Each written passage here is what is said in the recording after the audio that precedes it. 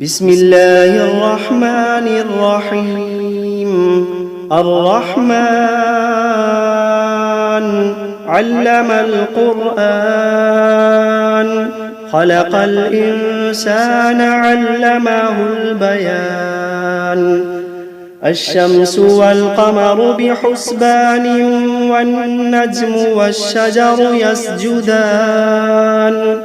والسماء رفعها ووضع الميزان، ألا تطغوا في الميزان.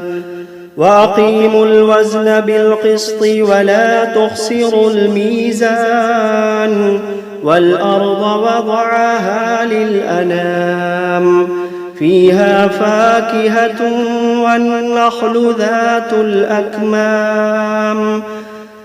والحب ذو العصف والريحان، فبأي آلاء ربكما تكذبان. خلق الإنسان من صلصال كالفخار، وخلق الجان من مارج من نار. فبأي آلاء ربكما تكذبان. رب المشرقين ورب المغربين، فبأي آلاء ربكما تكذبان. مرج البحرين يلتقيان، بينهما برزخ لا يبغيان. فبأي آلاء ربكما تكذبان. يخرج منهما اللؤلؤ والمرجان، فبأي آلاء ربكما تكذبان. وله الجوار المنشآت في البحر كالأعلام، فبأي آلاء ربكما تكذبان. كل من عليها فان، ويبقى وجه ربك ذو الجلال والإكرام. فبأي آلاء ربكما تكذبان. يسأله من في السماوات والأرض كل يوم هو في شأن. فبأي آلاء ربكما تكذبان. سنفرغ لكم أيها الثقلان، فبأي آلاء ربكما تكذبان. يا معشر الجن والإنس إن استطعتم أن تنفذوا من أقطار السماوات والأرض فانفذوا، لا تنفذون إلا بسلطان. فبأي آلاء ربكما تكذبان. يرسل عليكما شواظ من نار ونحاس فلا تنتصران. فبأي آلاء ربكما تكذبان. فإذا انشقت السماء فكانت وردة كالدهان. فبأي آلاء ربكما تكذبان. فيومئذ لا يسأل عن ذنبه إنس ولا جان. فبأي آلاء ربكما تكذبان. يعرف المجرمون بسيماهم فيؤخذ بالنواصي والأقدام.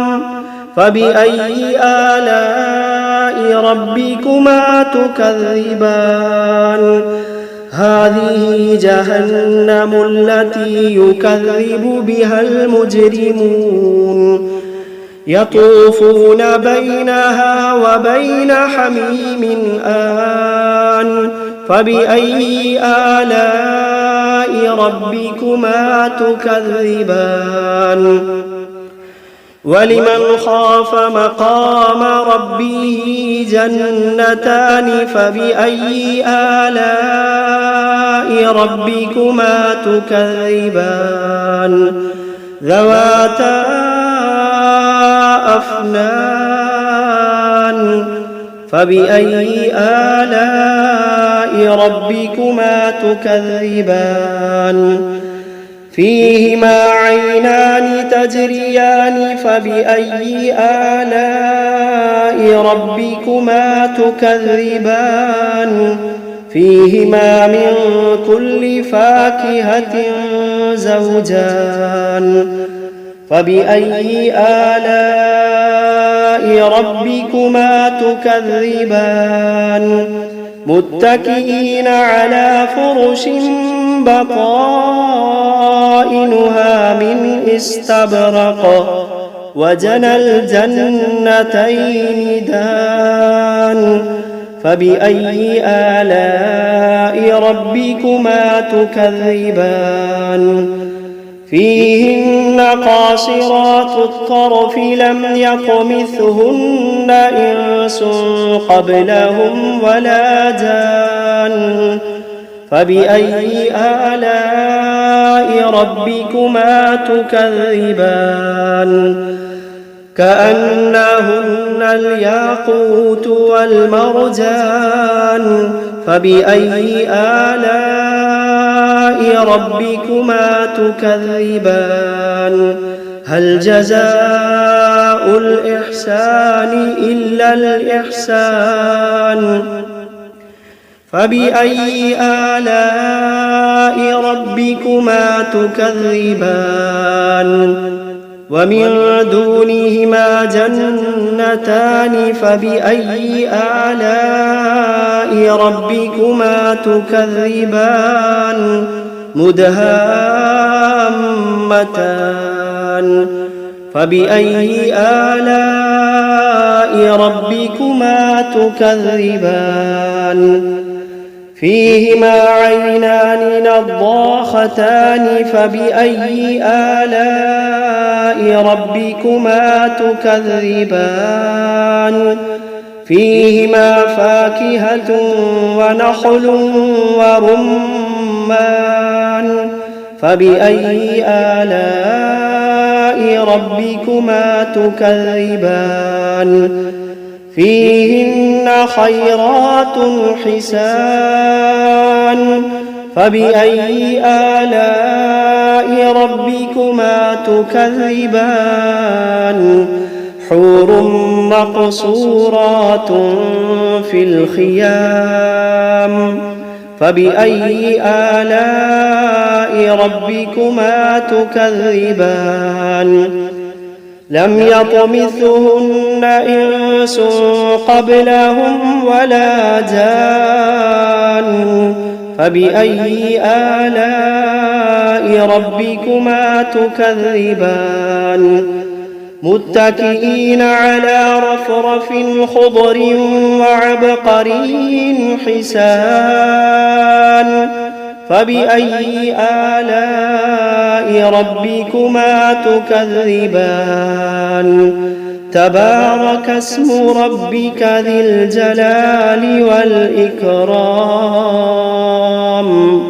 بسم الله الرحمن الرحيم تبارك الذي بيده الملك وهو على كل شيء قدير الذي خلق الموت والحياة ليبلوكم أيكم أحسن عملا وهو العزيز الغفور الذي خلق 7 سماوات طباقا ما ترى في خلق الرحمن من تفاوت فارجع البصر هل ترى من فطور ثم ارجع البصر كرتين ينقلب إليك البصر خاسئا وهو حسير ولقد زينا السماء الدنيا بمصابيح وجعلناها رجوما للشياطين وأعتدنا لهم عذاب السعير وللذين كفروا بربهم عذاب جهنم وبئس المصير إذا ألقوا فيها سمعوا لها شهيقا وهي تفور تكاد تميز من الغيظ كلما ألقي فيها فوج سألهم خزنتها ألم يأتكم نذير قالوا بلى قد جاءنا نذير فكذبنا وقلنا ما نزل الله من شيء إن أنتم إلا في ضلال كبير وقالوا لو كنا نسمع أو نعقل ما كنا في أصحاب السعير فاعترفوا بذنبهم فسحقا لأصحاب السعير إن الذين يخشون ربهم بالغيب لهم مغفرة وأجر كبير وأسروا قولكم أو اجهروا به إنه عليم بذات الصدور ألا يعلم من خلق وهو اللطيف الخبير ألا يعلم من خلق وهو اللطيف الخبير هو الذي جعل لكم الأرض ذلولا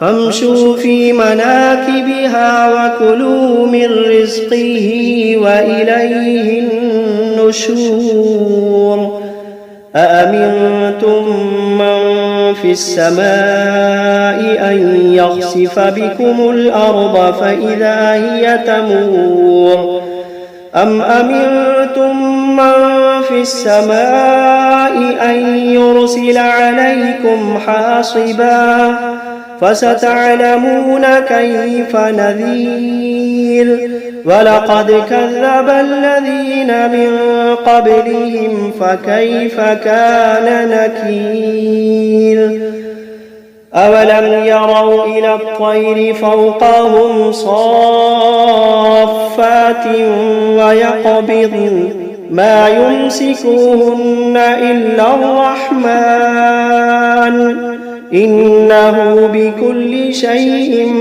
بصير أمن هذا الذي هو جند لكم ينصركم من دون الرحمن إن الكافرون إلا في غرور أمن هذا الذي يرزقكم إن أمسك رزقه بل لجوا في عتو ونفور أفمن يمشي مكبا على وجهه أهدى أمن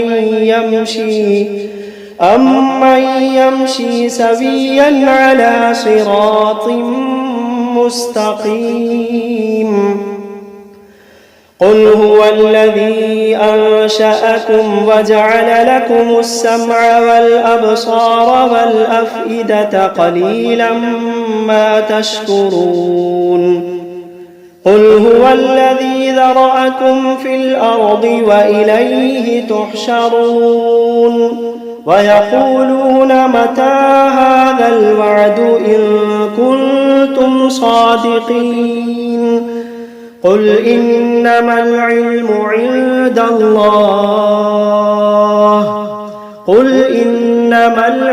عند الله وإنما أنا نذير مبين فلما رأوه زلفة سيئت وجوه الذين كفروا وقيل هذا الذي كنتم به تدعون قل أرأيتم إن أهلكني الله ومن معي أو رحمنا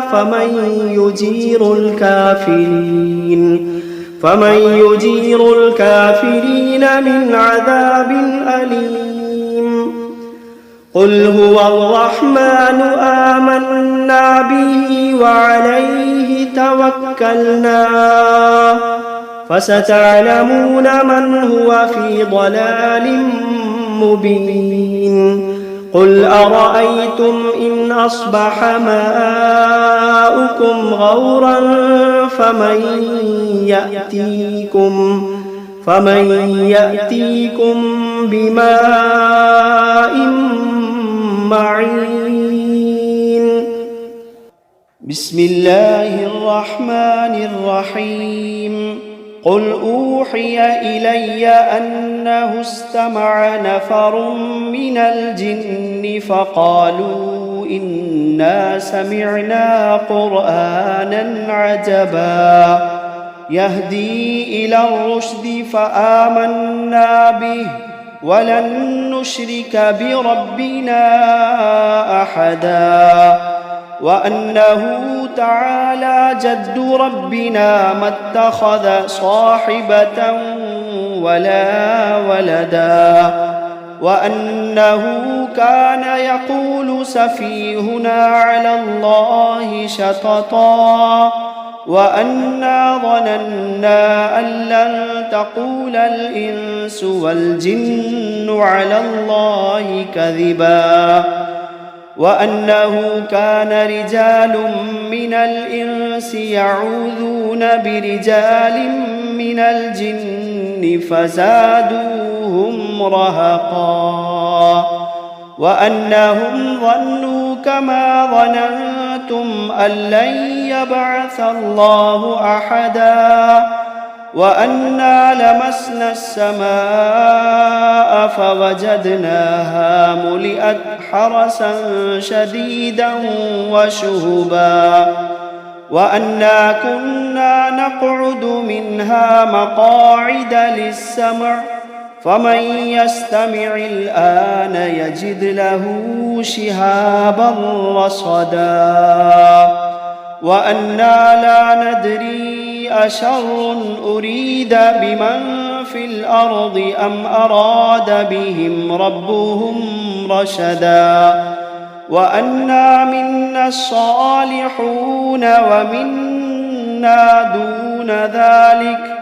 كنا طرائق قددا وأنا ظننا أن لن نعجز الله في الأرض ولن نعجزه هربا وأنا لما سمعنا الهدى آمنا به فمن يؤمن بربه فلا يخاف بخسا ولا رهقا وأنا منا المسلمون ومنا القاسطون فمن أسلم فأولئك تحروا رشدا وأما القاسطون فكانوا لجهنم حطبا وأن لو استقاموا على الطريقة لأسقيناهم ماء غدقا لنفتنهم فيه ومن يعرض عن ذكر ربه يسلكه عذابا صعدا وأن المساجد لله فلا تدعوا مع الله أحدا وأنه لما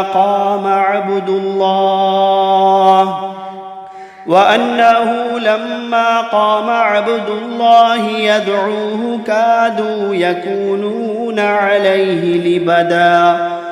قل إنما أدعو ربي ولا أشرك به أحدا. قل إني لا أملك لكم ضرا ولا رشدا. قل إني لا أملك لكم ضرا ولا رشدا. قل إني لن يجيرني من الله أحد. قل إني لن يجيرني من الله أحد ولن أجد من دونه ملتحدا إلا بلاغا من الله ورسالاته ومن يعص الله ورسوله فإن له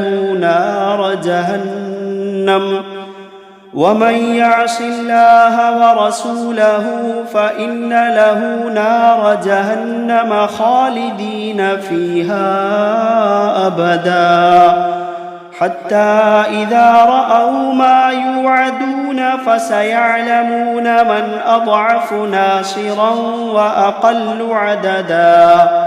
قل إن أدري أقريب ما توعدون أم يجعل له ربي أمدا.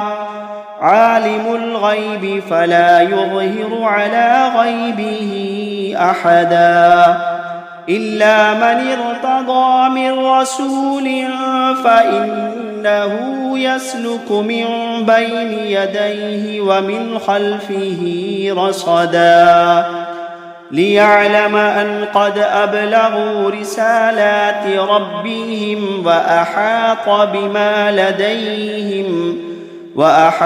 بما لديهم وأحصى كل شيء عددا.